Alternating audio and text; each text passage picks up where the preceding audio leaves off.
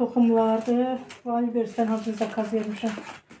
Hələ yarısı gəlməyib. Bu da biz. Özüm də bilmirəm nədir, yadımdan çıxıb hamısı. Xiyar toxumu, xiyarın toxumu.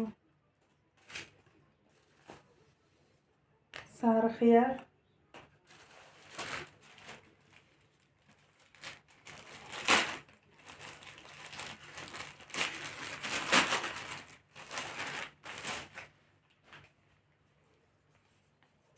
Turetski bamya. Bu çok güzel şeydi. Keçen il mən səpmişdim.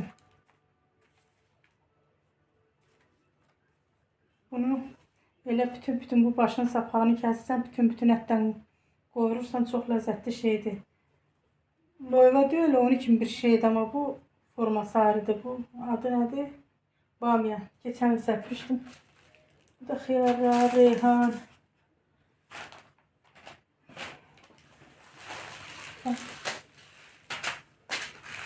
Varsa bir 50 başka zakaz vermişim. Toxum buhantılarında.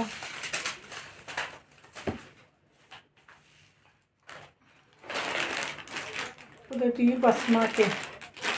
2 kilo. Bu da gec olacaq açmaq. Şanti kremdir. Tortlara. Bu da şvabra zakaz vermişim. Ətər qurur, onu da bilmirəm. Yəqin belə olar. Olsun. Su ilə bızqırdır, yaxşı koyub təmiz silir. 4 dənə nasatqası var. Bu da çox şeylərim hələ gəlmiş.